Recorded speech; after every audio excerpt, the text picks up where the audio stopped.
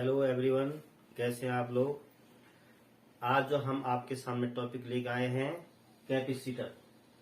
Capacitor क्या होते हैं, इससे पहले वीडियो में आपने देखे। Capacitor is device which can store a large amount of charge without increasing its shape and size. माना बिना शेप और साइज के, बिना उसका वॉल्यूम बढ़ाए हुए हम उसकी कैपेसिटी बढ़ा सकते हैं इलेक्ट्रॉनिक डिवाइस की। उसे हम कैपेसिटर कहते हैं।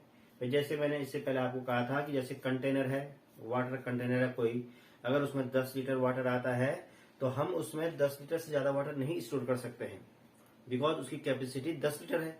लेकिन इलेक्ट्रॉनिक डिवाइस में जो कैपेसिटर है, बिना उसको इंक्रीज किए, उसके साइज में कोई इंक्रीज किए, हम उसकी कैपेसिटी ला सकते हैं using some additional material known as dielectric. हम उसमें कोई डाइइलेक्ट्रिक इंक्लूड कर दें तो उसकी कैपेसिटी उसी साइज के होते हुए भी बढ़ जाएगी। अब कैपेसिटर कितने टाइप के हैं आपको पहले बता दिया मैंने। एक होता है पैरेलल प्लेट कैपेसिटर, और इसका डेरिवेशन और फॉर्मूला पिछले वीडियो में आपने देखा होगा। और दूसरा है स्फेरिकल कैपेसिटर। इसके बारे में हम आज आपको समझाएंगे कि व्हाट इज स्फेरिकल कैपेसिटर। लेकिन आप जो ये वीडियो देखते हैं तो साथ में हमारे जो सब्सक्राइब आपको जो है बटन है, उसको आप जो है जरूर सब्सक्राइब कीजिए और लाइक कीजिए, ताकि टाइम टू टाइम आपको नए टॉपिक और इंटरेस्टिंग टॉपिक आपको टाइम टू टाइम आपको उसका नोटिफिकेशन मिल जाए। तो अब हम चलते हैं स्फेरिकल कैपेसिटर की। स्फेरिकल कैपेसिटर की बात करते हैं तो इसमें क्या होता है कि दो होलो स्फीयर, कंसेंट्रिक स्फीयर, यानी कि इस ढंग से होते हैं कि जैसे एक स्फीयर ये हो गया और इसी सेंटर पे दूसरा स्फीयर इसको जो है कवर किए होता है। दीज आर कंसेंट्रिक स्फीयर, यानी कि इनका सेंटर एक ही है, दोनों होल स्फीयर है कि एक के बाहर से दूसरे को कवर किए हुए हैं। और जो बाहर का स्फीयर है उसमें एक हल्का सा होल बना होता है। इस होल से हम एक तार को जो है ले जाके और केवल अंदर वाले को टच करा सकते हैं, बाहर वाले को इस वायर को टच नहीं करना है। और जो हम अपनी सुविधा के लिए हम जो अंदर का इनर स्फीयर है इसको मैं ए नाम दे रहा हूं, बाहर वाले स्फीयर को बी नाम दे रहा हूं। तो जो अंदर वाला स्फीयर है इसका रेडियस ए, जो बाहर वाला स्फीयर है इसका रेडियस बी हो गया। अब हमने जो ये वायर इसको अंदर तक पहुंचाया है, इसको हम जो है आउटर सोर्स से प्लस क्यू चार्ज देते हैं। तो ये प्लस क्यू चार्ज किसको जाएगा, आप देखो किसको जाएगा, केवल अंदर वाले को जाएगा कि बाहर को टच है नहीं, अंदर वाले को प्लस क्यू चार्ज आएगा। तो अंदर वाले पे जो है पूरी इसके सरफेस पे plus Q charge uniformly distribute हो जाएगा, पूरे में फैल जाएगा ये प्लस क्यू चार्ज, इस पे जो है पूरे प्लस क्यू चार्ज हो जाएगा। और due to induction, electrical induction होता है, इंडक्शन के कारण जो बाहर का स्फीयर है, बाहर का स्फीयर अभी न्यूट्रल है, उसमें ना पॉजिटिव चार्ज है नेगेटिव चार्ज दोनों बराबर है उसमें, यानी उसका चार्ज 0 है। तो जो बाहर का स्फीयर है उसका नेगेटिव चार्ज अंदर की ओर कलेक्ट हो जाएगा, अंदर की ओर कलेक्ट हो जाएगा, तो यानी कि माइनस क्यू चार्ज इस पे अंदर की ओर वाले फेस पे कलेक्ट हो जाएगा। और जो इसका पॉजिटिव चार्ज है वो आउटर फेस पे चला जाएगा, आउटसाइड अपोजिट फेस पे चला जाएगा। और जैसे आउट फेस पे अपोजिट चार्ज गया तो हम उसको अर्थ से अर्थ कर देते हैं, अर्थिंग कनेक्ट करते हैं अर्थ से। और जो पॉजिटिव चार्ज आउटर फेस पे है वो अर्थ में चला के 0 हो जाता है। तो इस पे केवल कैसा चार्ज बचा, नेगेटिव चार्ज बचा, अंदर वाले ओनली पॉजिटिव, बाहर वाले पे नेगेटिव।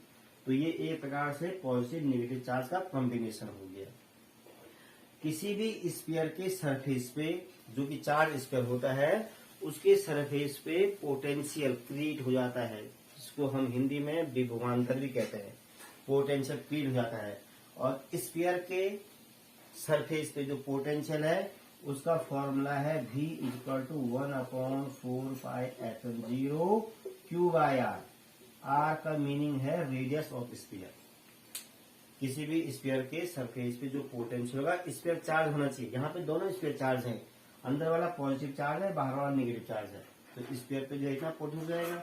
अब यहाँ पे हम इस फॉर्मूले को एक बार आउटर स्फीयर के लिए, एक बार इनर स्फीयर यूज कर रहे हैं।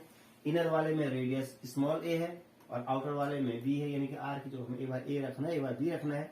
तो जो अंदर वाला स्फीयर है उसका पोटेंशियल हो जाएगा भी ए कैरो में, क्योंकि उसका नाम ए से रखा हमने, तो हो जाएगा 1/4πε0 Q/a, रेडियस उसका ए है। और जो बाहर वाला रेडियस है स्फीयर है उसका रेडियस कितना है बी, तो रेडियस की जो बी रखना हमने उसका नाम भी बी इसलिए कह रहा हूं कि बी से रिप्रेजेंट है बाहर वाला स्फीयर। ठीक, तो हो जाएगा 1/4πε0 Q/b। ये दो पोटेंशियल हो जाएंगे दोनों स्फीयर पे। अब जो अंदर वाला है उस पे जो है भी ए है, बाहर वाला में भी है, तो क्योंकि ए भी पॉजिटिव चार्ज है, ए भी नेगेटिव चार्ज है, इसलिए जो टोटल पोटेंशियल होगा भी वो हो जाएगा VA माइनस VB के इक्वल। VA माइनस VB के इक्वल, एक नेगेटिव चार्ज था तो इसलिए VA माइनस बी वाला नेगेटिव में था, तो इसलिए बी वाला अगर दोनों पॉजिटिव रहता तो VA प्लस VB होता। यहाँ पे जो बी वाला स्क्वायर उसमें नेगेटिव चार्ज है तो इसलिए माइनस हुआ। ठीक, तो भी इक्वल हो जाएगा, वैल्यू आप रखेंगे 1/4πε0 Q/A और VB की वैल्यू 1/4πε0 Q/B। ये आपने इसमें वैल्यू रख दी।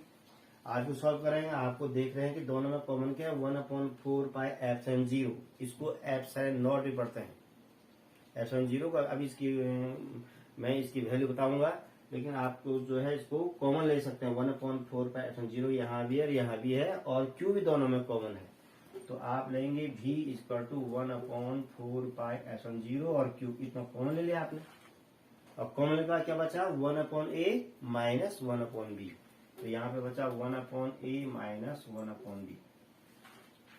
एल्सियम लेके आज को सॉल्व करें तो V इक्वल टू 1/4πε0 Q, एल्सियम कितना है AB, A और B का AB और B माइनस A,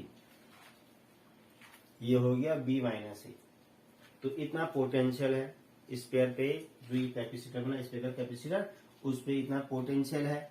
अब हमने जो है तो ये क्या हुआ पोटेंशियल ऑन स्पेरिकल कैपेसिटर, लेकिन हमें कैपेसिटी निकालनी है तो पोटेंशियल कैपेसिटी निकालनी है। हम इससे पहले वीडियो में आपको इस चीज को बता चुके हैं कि अगर हम जो है किसी कैपेसिटर को किसी कंडक्टर को जो चार्ज देते हैं उससे उसकी जो है पोटेंशियल इंक्रीज होता है, यानी कि Q directly proportional to V, माने Q देंगे V बढ़ेगा, बर्तन में पानी भरेंगे लेवल बढ़ेगा, तो यानी कि Q प्रोपोर्शनल V। कांस्टेंट का यूज हुआ है यहाँ पे C, तो जो ये C यूज हुआ है इसका नाम है कैपेसिटेंस, तो C इक्वल टू हो जाएगा Q/V। तो जो हमने V की वैल्यू निकाली है इसको इसमें रख दीजिए, Q/V की वैल्यू है 1/4πε0 QB माइनस A/AB। आप इसको सॉल्व कर रहे हैं तो क्या होगा Q से Q कैंसिल हुआ है न्यूमरेटर डिनोमिनेटर का, और जो थर्ड नंबर डिनोमिनेटर में है 1/4πε0 और AB ये न्यूमरेटर में गया, तो देखो C इक्वल टू हुआ 4πε0 AB अपॉन में क्या बचा B माइनस A। तो ये जो फॉर्मूला है ये हुआ कैपेसिटेंस ऑफ स्फेरिकल कैपेसिटर। अगर हम जो है A और B यानी कि रेडियस ऑफ स्फीयर बढ़ा देंगे तो C बढ़ जाएगा, और B माइनस A यानी कि जो B है ये बाहर वाला रेडियस, A वाला है अंदर वाला रेडियस, इस गैप हम कम कर देंगे, B माइनस A को कम करेंगे तो तब भी कैपेसिटेंस बढ़ जाएगा। लेकिन हमें अगर शेप और साइज में चेंज नहीं करना हो तो हमें उसके अंदर एक डाइलेक्ट्रिक यूज करना होता है। अगर हम इसके अंदर डाइलेक्ट्रिक यूज करेंगे तो यानी कि इसकी कैपेसिटी अगर dielectric constant K equal to 2 है तो 2 टाइम हो जाएगी, 3 है तो 3 टाइम हो जाएगी। तो यानी कि हम अगर इफ डाइलेक्ट्रिक यूज अगर इसके अंदर कोई डाइलेक्ट्रिक यूज हुआ है तो इसकी कैपेसिटी हो जाएगी C equal to 4πε0 K AB upon B minus A, यानी कि इसमें केवल K का और मल्टीप्लाई हो जाएगा, और K की जो वैल्यू होती है वो हमेशा 1 से अधिक होती है, यानी कि 2 भी होगी, अगर K की वैल्यू 2 भी होगी तो कैपेसिटी कितनी हो जाएगी 2 टाइम्स, 4 होगी तो सीधा 4 टाइम्स हो जाएगी, उसी शेप और साइज के रहते रहेगी। तो ये है स्फेरिकल कैपेसिटर। तो आने वाले टाइम पे आपको जो है इससे रिलेटेड और वीडियो सेंड किए जाएंगे। आप लोग जो है चैनल को सब्सक्राइब कीजिए और लाइक जरूर कीजिए ताकि टाइमली आपको जो है नोटिफिकेशन मिलता जाए। आप घर में रहिए और अपना बहुत बहुत ख्याल रखिए।